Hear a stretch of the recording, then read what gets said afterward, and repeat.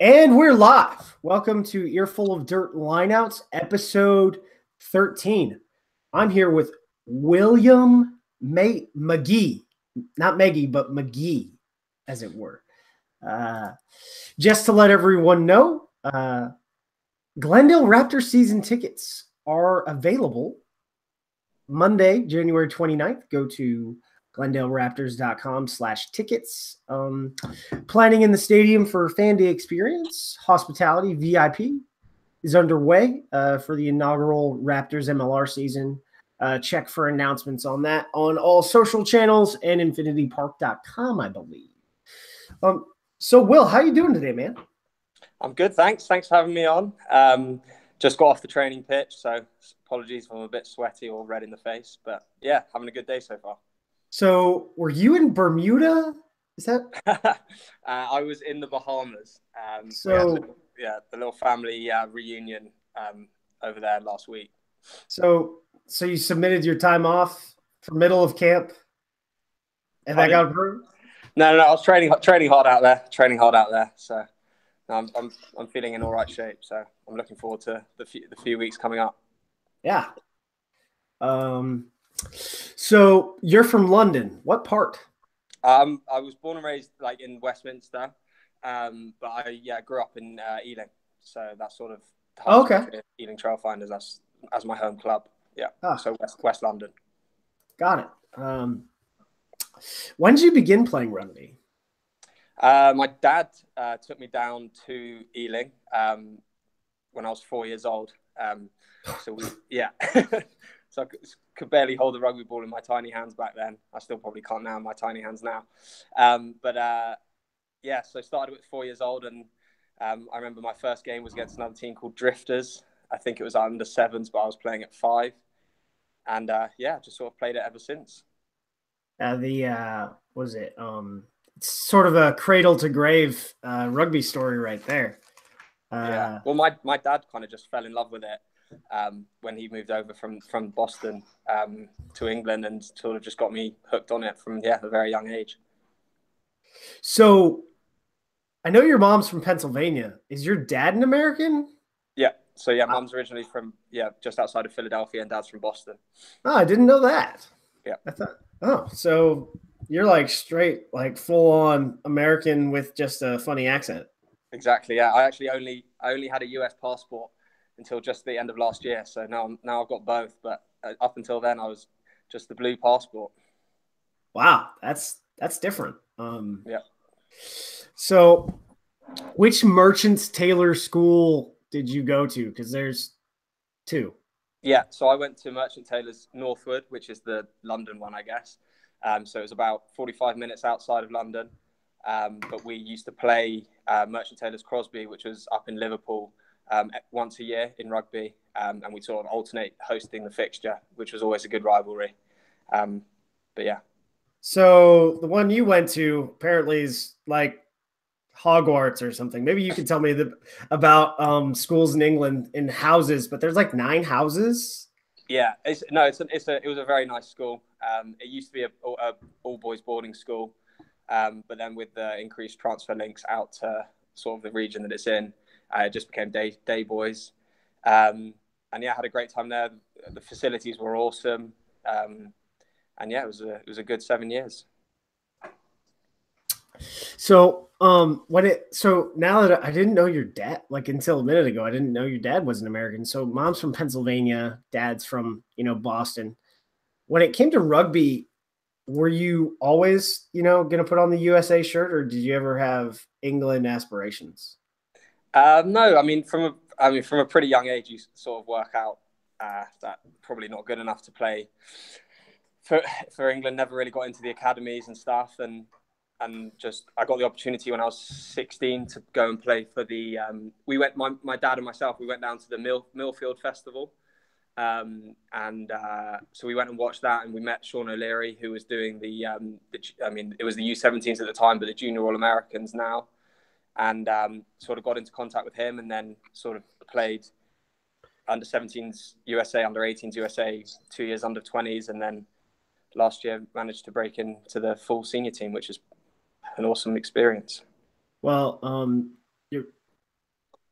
From what I understand, it's may not be that you're not good enough, but the logjam of guys to play England age grades is you may be just as good as somebody playing, but he got there first. Yeah, I mean it's very competitive. Even at the youngest age, which they start doing the representative stuff at 16, you have to play well enough for your county, which is I guess the equivalent of like a state select side. Then you get selected to your region, which was London. For me, it was London and South East. I managed to get through to the final trial. I was actually playing scrum half back then, which is quite funny. Both myself and AJ used to play scrum half and now converted to tens. And at my trial, there was, I mean, Owen Farrell was my year, Marland Yard. Well, I'm sorry. Yeah, I'm sorry, exactly. Will, but Marlon Yard and Faz, like, yeah, that's a crazy, wow. yeah. Wow. So very, very competitive. I mean, so you had a bunch of 5-star recruits right there, in London itself, not even like the guys from other counties. Wow, that's impressive. Yeah. So you call Faz up for tips?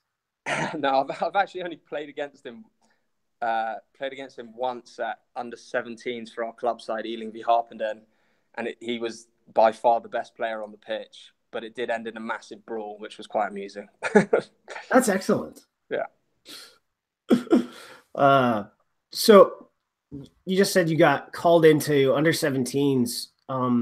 So you were on the radar then for USA high performance pretty early then, because for me, I look at the way the current structure is, and it really, it sort of doesn't allow for people to scout well American qualified players overseas. Yeah, I mean, I guess so. But even so, like the guys that played under 17s with, there's so few that are able to progress through just like with the drop-off rate and the lack of professional setups, academy setups. Whereas hopefully what all the teams are looking to do now with the MLR, I know the guys out training this morning with the academy guys, we've got some really exciting youngsters who are just finishing junior All-American camps, high school All-American camps, training like full-time now with our academy setup. So hopefully in the next 5 or 10 years, there'll be less of that drop-off and we can start to really see how well an academy system can then go on to produce Eagles, basically.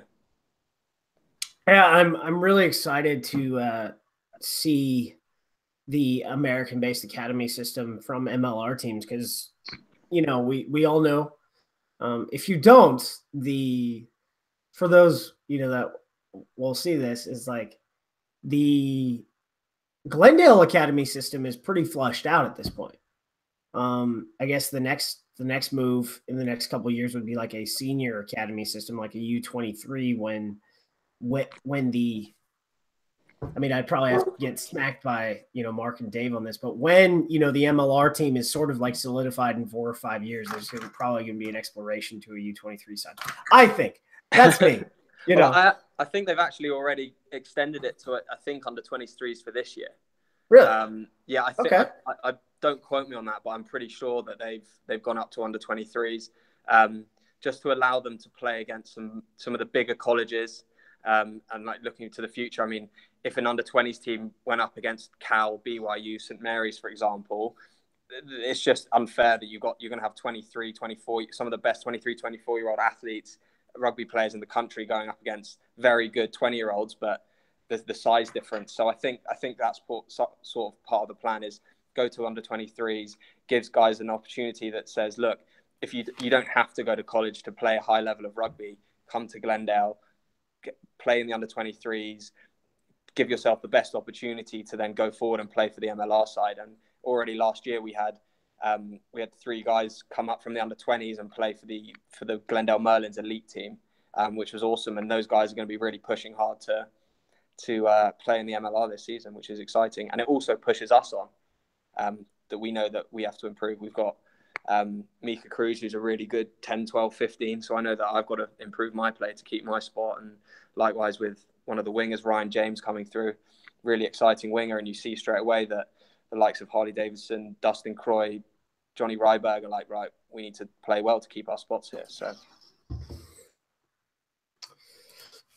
So, you move into the USA Junior All-Americans under 20s. You earned the captaincy, and you hadn't been playing with most of these kids. And then how did you mentally prepare yourself for that tournament in Georgia? Yeah, I mean, well, there was quite a few of the guys. We had Coach Lawrence for our high school and Americans that second year. So I think it was under 18s where we played against Canada for 2 years. And then quite a few of us did actually progress on to play in that under 20s the first year when it was in the Republic of Georgia. So I knew some of the guys. And then when Coach Lawrence asked me to be captain, it was obviously an immense honor and something that definitely going to take the responsibility on. But I was also one of the younger guys because I was only 19 at the time. So it was my first year, whereas some of the guys had already played 2 years. So it was a good opportunity for me. First real chance to show my leadership at such a high level. But I had really good guys around me. Pat Latu, Bubba Jones was playing. Connor Mills was playing. He's now at Houston. So we had a really good group of guys that made it quite easy to captain the team, albeit we weren't very good that year. So you played and captained Leeds University, right? Or University of Leeds, right? Yeah. Yeah. You were in the top division of British universities and colleges sport at the time. I think Leeds is now in the Bucks Super League. Is that correct? No, I don't think we're not. Leeds Beckett are, but that's just like the Big Ten powerhouse teams. We were always kind of just off the cusp of that. So we were a good side. We were in, but back then we never had Super League. So we were competing with the teams that are now playing in the Super League. But we just played in Bucks Prem North. So we were playing against Loughborough, Durham, Newcastle, Northumbria. So it was a good standard. Well, Loughborough is in the Super League now. Yeah. I watched them last year in I think it was the semifinals. They're pretty good. Yeah, they're very good. Very good recruitment, and year after year, they just continually a very good outfit. So after, you were the captain at University of Leeds. How are you? This might be heartbreaking. How are you not at Yorkshire Carnegie right now? There was a certain fellow who also played at the University of Leeds with me, called Alex Lazowski, who is okay. It was myself and him from Leeds. We were in part of the senior academy at what was then Leeds Carnegie, and he just took the opportunity. Was really good for Yorkshire, for Leeds, and then went to Wasps. Now at Saracens in England. So, dang. But he's a very good mate of mine, Loz. So yeah, no hard feelings there. He's a good boy. So after graduating from University of Leeds, you ended up playing a season with Otley, and that gets you, your first professional contracts. So how did you get recruited from a university club to play, with a senior club? So that was actually, I played for Otley while I was in my final year at university. Okay. So it was part of being as a member of the Leeds Carnegie Senior Academy. So all those boys that aren't necessarily playing university rugby as well would go out on loan to National 2 or National 1 clubs. So we train 3 or 4 weeks with Leeds, 3 or 4 times a week with Leeds. I'd play for University of Leeds on the Wednesday, and then I'd play for Otley in National 2 on the Saturday. So it was quite a lot of rugby, but it was good. It was as a 20-year-old playing senior men's rugby, I think I played 10 or 12 games for Otley. It was a really good experience. And they're tough up there in the north. So was your midsection purple? Yeah, a 19, 20-year-old 70-kilo fly half is a nice target to run at for some of those big northern boys. So, after that year in the senior academy with Leeds Carnegie, you ended up signing a short stint with Ealing. What happened there? You even captained a composite side against the combined services team for them during that period. Yeah, so I signed for a year. It was a part-time contract. So I was working. I was going in the gym in the morning, going to do my full-time job, and then coming back to train 3 nights a week. Because that was the first year that Ealing had made the step up to the championship. And I basically had played when I was still at school. I played second 15 rugby for Ealing. I played all through from under sevens through under 18s club rugby. So that was my club. Just kept in close contact with the head coach at the time, who's now the director of rugby, Ben Ward. And he offered me an opportunity to come, and I played. And he was the head coach and fly half. So it was that's potentially why a few opportunities were few and far between. But I had a great year. I captained the second 15 throughout the year. Probably played about 20 games for the second 15, and then managed to play a couple games for the first 15, which was an amazing experience. I mean, I'm sure you've seen this in club rugby, but like having, I've played and like I guess our game day coach, because we had a coach of practice that was a different guy, but like he wasn't always able to be at like our games.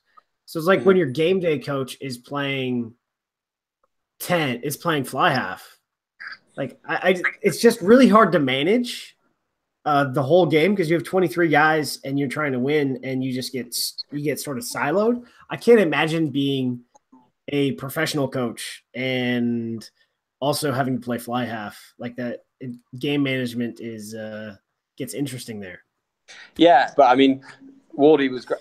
Wardy had played fly half at Ealing from when they were in London 1, National 3, National 2, National 1, and then into the Championship. So he was obviously a class player. For me, obviously, it was quite frustrating that he's obviously earned that jersey, but he's going to pick himself if he feels that he can do the job. So fair plays to him. But yeah, I had a great year there. I learned a lot. Again, it was another step up. It was my first opportunity at professional rugby. And I got to make my debut in the championship first year out of uni, which was 21 years old, which was pretty cool. So following that, you moved back close to home, right, with the old Albanians. What sort of club are they?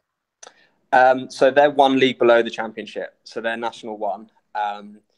And the reasons basically for that were Ealing got relegated into National 1 as well. Had a good talk with Ben Ward at the end of the season and said, look, I need to be playing week in, week out at that level, which I know I can play.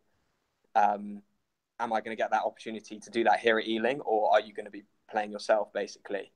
And he said, perfectly fair enough. He's brought in another fly half, and himself and the other guy they brought in were going to be the two 10s. And I said, well, I need to, for my development, I need to go play in that league and play week in, week out. So yeah, I went up to Old Albanians, semi-professional club, National 1, very good standard of rugby, and ended up playing 20 odd games for Old Albanians, and unfortunately broke my leg, which brought the season to an abrupt ending. Yeah. I've had a knee injury. Thank God I've never broken, a lower extremity limb. Yeah. So, how would you describe, club rugby in the UK compared to here? Structure, competitiveness? Yeah, I think the biggest, and everyone mentions this, the biggest hurdle that we have to overcome in club rugby and professional rugby here is the travel. Like, it's just so, for the top teams to play each other on a consistent basis, it just costs so much money to take 23 guys plus 2 coaches plus a trainer plus a spare player in case someone goes down in the warm-up. I mean, you're taking 28 people, you're flying potentially across country, 3 or 4 hour flight, hotel for at least one night. It's just so expensive. So, I mean, clubs in England can just take a 2 hour, 3 hour bus journey and do it all in one day. So I think that's one major hurdle that MLR is trying to overcome with professional rugby. But in terms of the competitiveness, I think Glendale, we would be bottom end of the championship, top end of National 1. So I think, yeah, we'd be very competitive in that. And I can only speak on behalf of England. I can't speak about France or anywhere else like that. But yeah, I think we have the facilities to match any of those professional clubs in the championship in England for sure. So yeah, I think we'd be competitive. Hey, I just saw Houston take I didn't see, I heard because it was on the radio. Take the 18th ranked national team in the world to almost to the wire. So I think you guys have been together for a while. You might be mid championship level, at Glendale. We'll see. You guys have a pretty, Coach Dave is pretty intense dude, and you guys ran over some people with Merlin's elite side this fall. So yeah, I mean we did, but we're all so excited for a real competition with standings and other teams that are on the same level, because I mean we've been fully professional for a year now, so we've been paying guys. We've had about 10 guys full time. So when we're coming up teams like Old Blue, who have some great players, but they're just not there week in week, day in day out training, they just at the end of the day they just weren't able to just compete with us over the 80 minutes. But fair play to Houston, they look like they're going to be a strong team. So we'll look forward to coming up against them in the summer. So, following your stint with the Old Albanians, you get a call from the Scotsman, Steve Lewis, right? Yeah, is that what happens? Correct. Pretty much. So, and you moved to Denver, played for Pro, and really haven't looked back. Yeah. So I got in touch with Coach Lawrence. He was sort of my main contact, and then Steve Lewis got in contact with me after that. Because I'd always said to my parents, like, I'm going to go to university, going to get a degree, going to get a job. But if the opportunity ever came to go and play professional rugby in the States, I'd do it, because the lifelong goal was to play for the Eagles. And I wasn't getting the looks in England to potentially get to do that pathway. So I knew I had to go over stateside and show what I could do. And yeah, we had an awesome season with Denver. Ended up winning the entire thing, which I let Sean Davies remember pretty much every other day, which he doesn't take too well still. But it was good. I mean, there was a lot of negativity around pro rugby after the season finished. And I'm still owed a hell of a lot of money from that season, which I'm fighting in trying to get. Yeah. But everything other than the owner, I have good things to say about. Yeah, I mean, I'm pretty well read on the situation, and I'm pissed off for you. Thank you.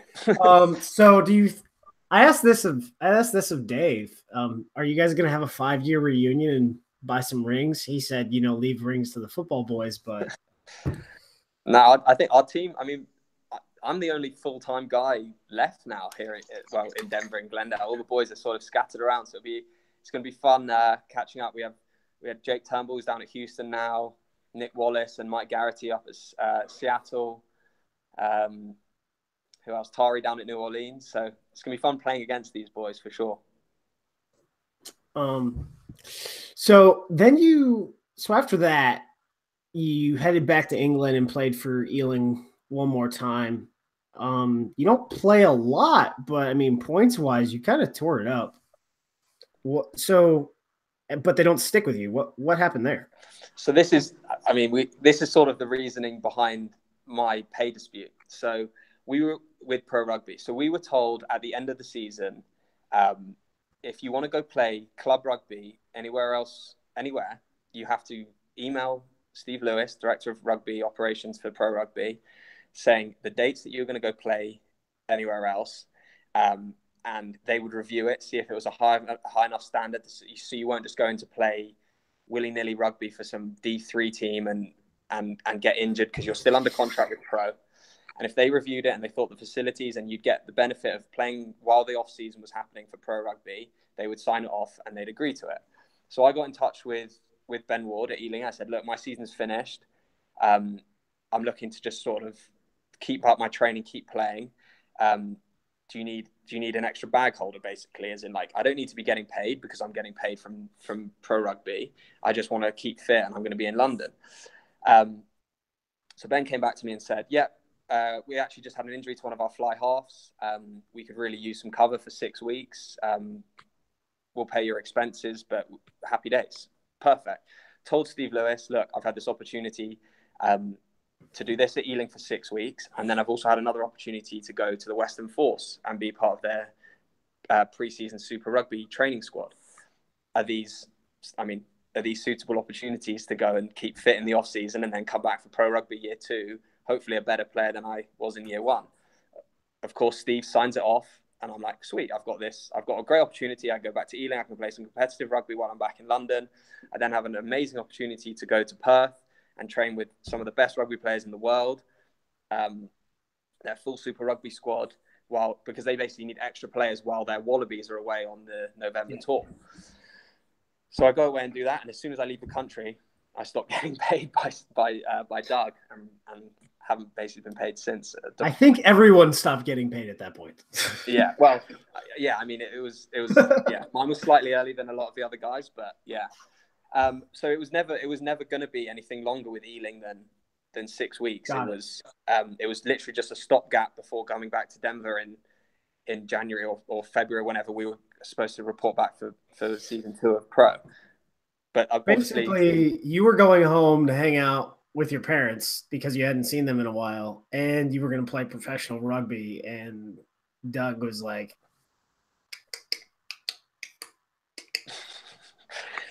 yes. All I was trying to do was come back a better player than I was in year 1, so that I could really push on and try and progress to the next level of making it to the Eagles.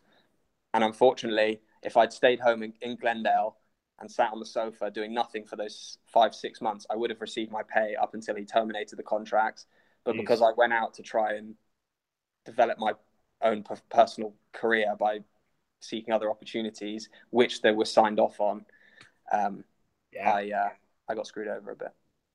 My biggest thing with that, to go in depth, because if the guy wasn't going to have a structured off season, you can't really have a beef with, someone going to have their structured off season. Yeah. And that was the thing, that their whole thing was, as long as it's in a professional environment and the facilities are good, you can't really get any better than Super Rugby facilities and training from November, like start of November to the end of December, to come back in January and start pre-season again. So hey ho, it's happened. No grudges held apart from one. So after that, like you said, you find yourself training with the Western Force. So were you trying to make that time, or were you a camp body, as we say in the NFL? I was grouped in with all the trialists. So there was about 3 or 4 of us there. Only one of the boys ended up getting a contract, which is awesome. But I had an unbelievable 6 weeks. Trained full time with the Super Rugby squad, weights, training, recovery twice a day. It was awesome. Like the facilities there are outstanding. Made some really good mates out of it. The boys over in Perth, and they went on to have a fantastic season. And then it was just heartbreaking to see the troubles they went through all throughout the season and keeping in touch with those boys, and now they're all over the place. So that was a messed up situation. Yeah, it was. But hopefully we might have a little surprise coming out of that situation from Glendale. So we'll see. Putting pressure on Davey here now. Hey, that would be like the Eagles center pairing if that happened. We'll see. Just saying. No, not Marcy, not Marcy. So you hung out. Did you hang out with Marcel a lot down there? Well, so Marcy was he was away with the Eagles, so that was his first tour with the Eagles during November. Okay. But then once he got back, we trained together and stuff. But it was good to pick his brains on what it was like with the Eagles. And then he was stoked for me when I got the call from Mitch I think it was on my last day in Perth, actually, that they were going to bring me into the ARC. So it was awesome. Yeah, so all of that, after, I guess, hanging out with Pro, we're going to call it hanging out with Pro.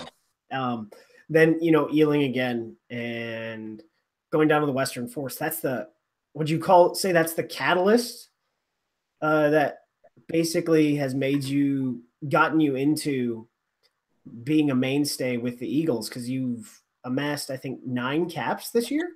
And I think there was only 11 opportunities. Yeah, I think so. Maybe 10. 9 caps has been amazing. I think, potentially. I'd like to think also that my performances during pro rugby, obviously, once I got into camp, Mitch had obviously spoken to me about the games he'd watched, etc. But I think, I can't deny that the opportunity to go over to Perth to train there, obviously how that looks for Mitch, who used to be the head coach of the Western Force, sort of ignited it, and then hopefully I've done all right this last year to keep going this year. A question I ask of every national team player: do you know your Eagle number? I do.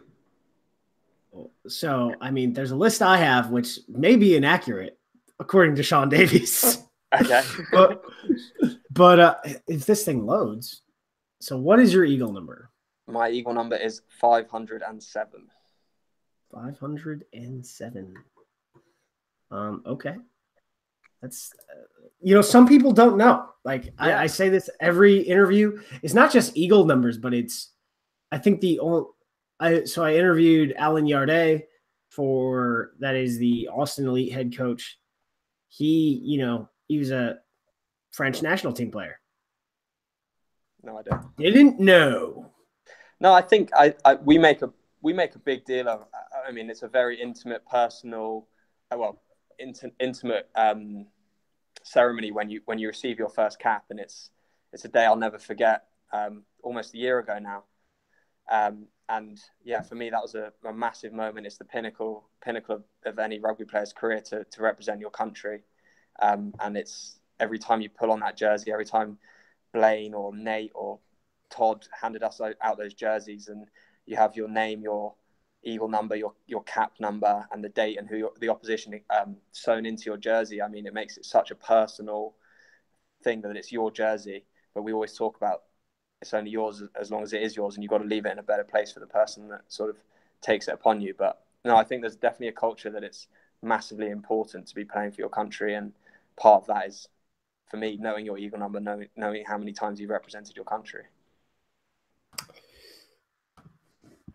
So what attracted you to come back to Denver and play for Glendale? Just the continuity of it all. So there were murmurings throughout the whole time of pros not happening, MLR potentially coming up in the future, or some sort of competition coming up in the future. And Davey then took on the head coaching role at Glendale. And he said, look, we'll offer you this amount for the year, blah, blah, blah. And I mean, Davey's been an awesome coach for me personally, doing all the back stuff with Denver, and then head coach with Glendale. And we work really well together. He's helped me out tons, both on the field with skill work and off the field weights and conditioning. And just, I mean, the time that we had here for Denver at Glendale when we were renting the facilities, I mean, you just can't beat the facilities we have here. You've got state-of-art pitch, you've got fantastic gym. They've just built us a brand new gym, which we can get into on the 12th of February, which is cool. You've got the turf field, which I think their plans that they're going to redo it with the newer generation stuff. And it's all just in one complex. So I think that was a main draw. And then just the opportunity to play for the Raptors, which is they've been a great team in the past, winning the PRP numerous times, and just the guys that are playing here. So like currently, obviously at the moment, myself, Bryce, Sean Quilley, Ben Landry sometimes get the headlines in terms of representing the US currently. But if you look through the team, it's guys like Chad London, Zach Fenolio, Atta Malifa, Pete Dahl. These guys have, even Mose Timoteo, who's still the most capped Eagle within the Glendale Raptors setup. So it's guys like those that have been there for so long, with so much experience, have played handfuls of time for their country, that they're really like the driving force behind what's so great to play for Glendale. And then we just alluded to in the past, he just kind of sprinkles in a couple new players each year, which means we have the continuity and the camaraderie of the makings of a good team. Awesome. So how much you said there were kind of murmurings, but when you got to Glendale and you were playing with the Raptors in the spring, how much did you guys know, like straight up, not innuendo, but being told, hey, get prepared. Major League Rugby is coming. Is that what, I mean, obviously your facilities are good. Your coaching staff's great. Is that what kept you around though? Because if it didn't come, what was the next move? Yeah, I mean, that's obviously one side of the coin, but we also we knew that another professional competition was coming. What that competition was going to be, we weren't too sure of. But I know we all knew that something was coming. So, and that's what we want to be playing. We want to be winning trophies. Like for us, I mean, 100 times out of 100, I would rather lose the championship game in the MLR than go out and beat a team 95-0 in an exhibition game that doesn't mean anything. Like, we're here to play to win. We're here to play to compete. Like, for us, this season's been good because it's allowed us to continue playing professional rugby in terms of that we've been getting paid to play, but it's not been professional rugby. It hasn't been professional on the field. It hasn't been competitive enough. And that's what we're all really excited to rip into. And we don't actually start, Glendale doesn't actually start our official MLR training camp until the 29th of January. But we've had 15 guys in every morning doing our same schedule. Obviously 5 of us getting ready for tour, but other guys who are just still in the area training hard. And then you might come back in for a second session in the evening, and guys like Casey Rock and Dustin Croy are in the gym working hard because we all want to win that trophy come July 7th. So, well, you guys had some big matches this fall. I mean, you played Old Blue twice. You played the first Ontario Arrow side. You went down to play Life. You played Nyack twice. Played Mystic twice. So I mean, you guys faced the top Division I clubs in the country this year in the fall as part of Merlin's Elite. But so I mean, I wouldn't say your training camp is just starting. I would say you've taken a pause. That's for the Merlins, though. We're the Raptors again now. Lipstick on a pig, my friend. No, we had some good games. The games against Old Blue were really enjoyable. To be honest, though, the hardest game of the season for us was that Life game. We went down to Georgia. We were missing a few guys, and they came out all guns blazing. They were seriously physical, and it's hot, it's humid. The ball wasn't sticking to hand. Pitch was narrow, and they came at us hard, and we were lucky to come out there with a win. But yeah, I mean, it was a good season, but this season's going to be a step up, and hopefully we'll see that on the field. Life is moving. This year, just with the Merlin's Elite, you both are like outside members of that American Rugby Premiership, and they've. In addition, out in their, I guess, not in their main season because their main season is in the spring, but they played, the top, a college team is playing the top men's clubs in the country. Yeah. Because they want to, they want to be prepared so that they can, be in the right place to win the D1A national title. So I think, they gave you what they got. Yeah, no, they were very good. And yeah, but luckily we came out of there. Well, we came out the full season unbeaten, and hopefully that can continue with our first game on March 10th against New Orleans at home at the exhibition game. But yeah, but your season opener is also, I think, the game of the week on CBS Sports, which is the 21st of April. Yeah, so that's against Austin at home. So it'll be the first game shown on CBS Sports, which is really exciting, national TV. So yeah, I mean, pen that date in your diaries if you're in the Denver area, or if you're not and you want to come for a good game. I've told Mark and Dave this, that I'll probably end up in Denver at some point because my girlfriend's aunt and grandma live up in Greeley, which is about an hour away. So it's like, it's gonna happen. It's like, I wonder if I'm forcing her to go see her family, or if I just get to tag along for rugby. I'm not sure. But, however you can work it. So, we've talked about, you amassing like 9 caps and all the thing. It's like, what else has, gone into it since, you broke into the Eagle squad last winter during the 2017 ARC? Just a lot of hard work. Once you get the taste for it, you don't want to let it go. And every time that phone call came from Mitch, or more recently from Dave Hodges, it's the best feeling, because you know that you've done enough to then give yourself another opportunity to go out and represent your country. Nothing can really describe the feeling of running onto the field, albeit starting and singing the national anthem, or coming off the bench and doing your part to winning. So yeah, I mean, every time you get to go into camp, it's a massive honor. And I'm really excited for the upcoming 5 games. We've got a trophy to defend, which is pretty cool. So I've asked Sean about Dave Hewitt. What do you think, for you, what did he do that kept you guys going and focused on progress after, I would say, the drama of the summer, finding out that Mitch was, gone? Yeah, I mean, we kind of spoke about it in our first player meeting when we got to Germany, and it was like, whoever's coaching us, it doesn't really matter. I mean, there's only 15 guys that can take the field at a time, a 30-man squad that can contribute to that performance on the weekend. Don't get me wrong, though, Dave Hewitt was a fantastic coach. He was awesome. All the guys bought into everything he was working with. The coaching staff was fantastic, which I think is contributed to the consistency we see in the assistant coaches going forward into this ARC. But we only had 2 weeks together, and we had to prepare for 2 test matches. So we didn't have a ton of time for skill work or bits and bobs like that. It was kind of like, right, here's the game plan. We need to rep it. We need to be all on the same page, and then we need to go give it our best. And we were so close to beating Georgia twice last year. And I know it pains every member of the squad just as much as everyone watching it.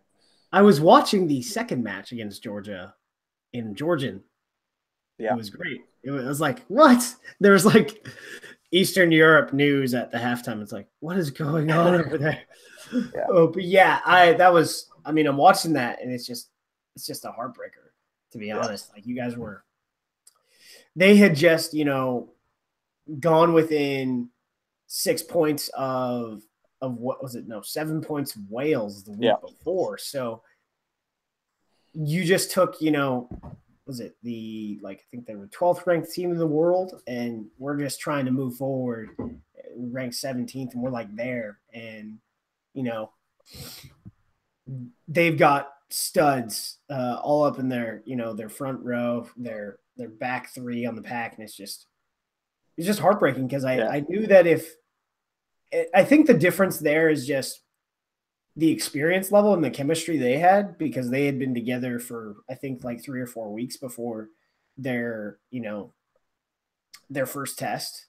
And that's one thing for me when I look at the Eagles and our high performance system, is like, we're a side that needs to be in camp for like 3 weeks before we have a test right now. Mm-hmm. So that everything's down pat. That's what I look at on the outside, because it seems it takes us a little time to work in, because I think you guys crushed Germany, but your best game was against Georgia, which was great, to be honest. Yeah. No, I mean, obviously we'd love as much time together as possible, but we get dealt the cards we get, so we just have to make the best of the time we get, and put the best performance out on the field. And that shocking performance against a tier 1/tier 2 nation, I think isn't a million miles away. And I know from talking to Gary Gold that he's really excited, and we can't wait to get working with him. So AJ's out, which sucks. What's your mindset going into the ARC camp? I've got to take the opportunity. I've learned so much from working with AJ. We're really good mates, so it's not like a really awkward, like, oh, he's got my jersey type thing. So anytime I get the opportunity to work with him, it's been awesome. But for me personally, it's going to be a really good opportunity to go there to play 10, hopefully, with our first choice centres, and show Gary and show Greg and the rest of the coaching staff what I can do, and push myself forward as much as possible. If I'm pushing AJ as hard as possible, or the other 10s in camp, for that starting jersey, it's only going to mean that the best 10's out on the field at the time. And as long as the best 10's on the field at the time, then that's what the USA needs. So, yeah, I'm really excited. I'm there for all 5 games, hopefully get involved in all 5 games. And, yeah, just take the opportunity, play as hard as I can, and try and keep that shirt. That's what I'm talking about. So this was a question from somebody else because I didn't have this in there. But you're pretty decent at drop goals. Why don't you go for them more often? Who's asked that? I think the last drop goal I attempted was in 2011. Wow. I don't know. I think it was actually quite interesting. I was watching rugby. I can't remember what game it was the other day on BT Sport back in England, and it was just talking about how drop goals have kind of gone out of the game so much. I think there's just such a more emphasis on scoring tries and bonus points, etc. Yeah, we did practice them actually in Georgia in the eventuality that it got down to it, which it potentially nearly did. I think my drop goal resembled more of a lob wedge in golf than the national drop kick. But yeah, no, we'll see. Maybe we'll win the MLR on a drop goal. We'll see. So, all right, we're gonna get a little fun here. So I started this game with Sean, and I'm gonna continue this game with every player I interview now. Okay. Start, bench, or cut. Start. What do you mean? Start. It's like, yeah, you know. As in players.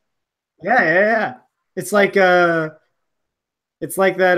You know, when I give you 3 girls, you know, marry, whatever. Yeah. Okay. I'll do it for Glendale. That'll be less awkward. So I've got they're fly halves. I've got 3 from the US, and then we'll go on to 3 from England after that. Start, bench, or cut. Matt Alexander, Mike Herkus, Grant Wells. You got to start Mike Herkus. I don't know. This is bad. I don't know much on the other 2.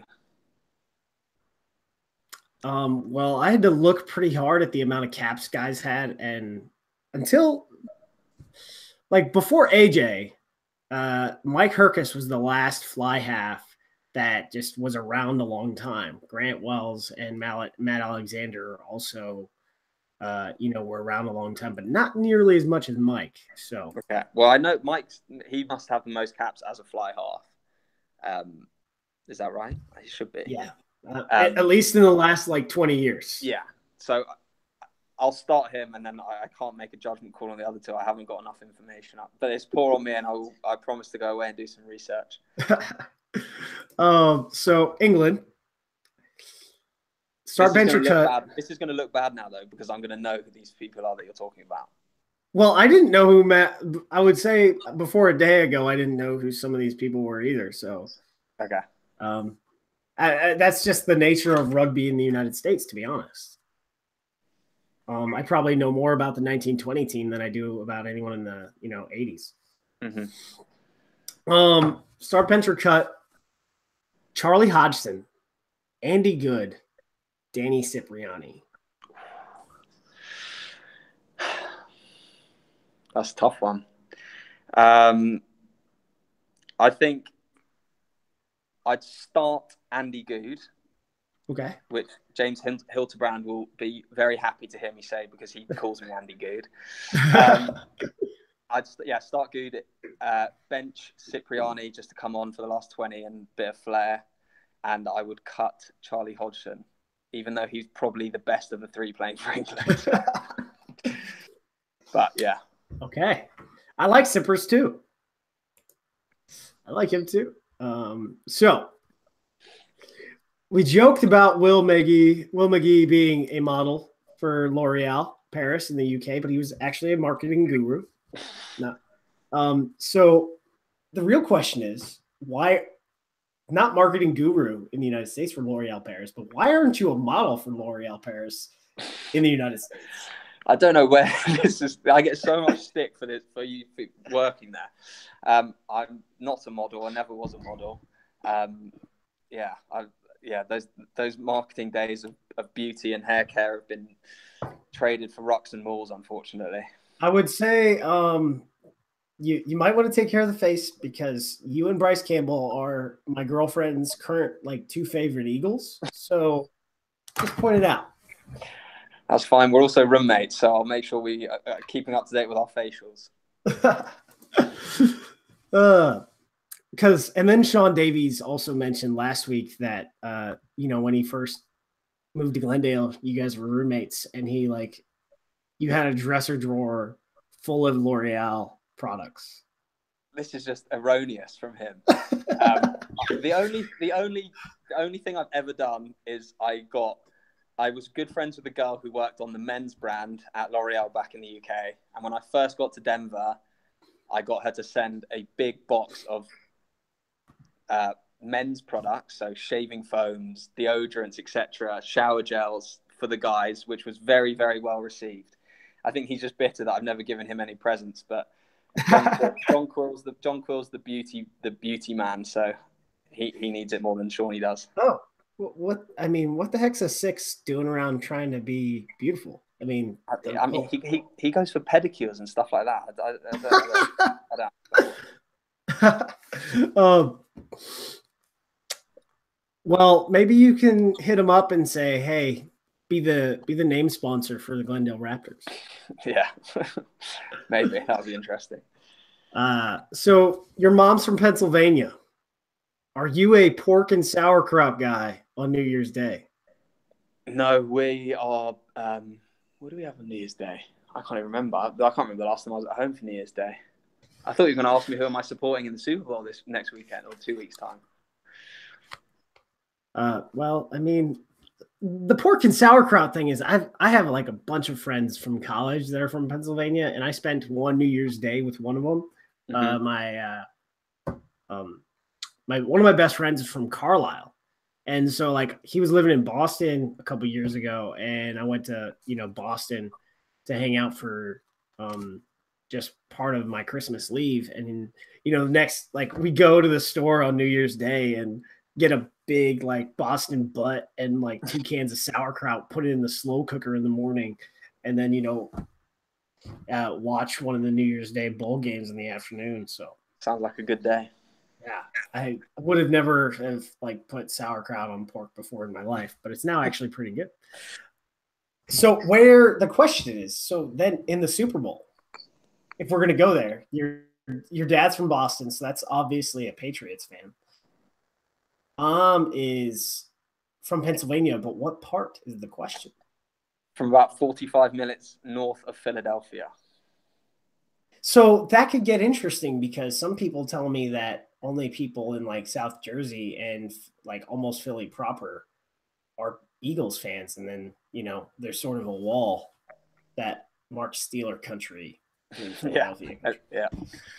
No, I will be supporting the Patriots. I've supported them since I was very young, probably because it coincided with them being very good. But look, there's a few of us on the team in the US side that support the Patriots. So I look forward to finding somewhere to watch it the day after the Argentina game. So it'll be good time. It's moldeds or studs? Oh, moldeds, more comfortable. More comfortable. Jeez, I just can't. I'm a hooker. Yeah, you need studs. I do like the new hybrid studs and moldeds that are coming out though these days. Yeah. This is for Colorado cuisine. Green chili or mountain oysters? Green chili every day. Gotta have that on your omelet. Me too. I would not. Mountain oysters do not sound appetizing, but apparently a lot of people eat them. I've not experienced that yet. I'll have to add it to the list. Hey man, look forward to seeing you in the 10 shirt. Hopefully.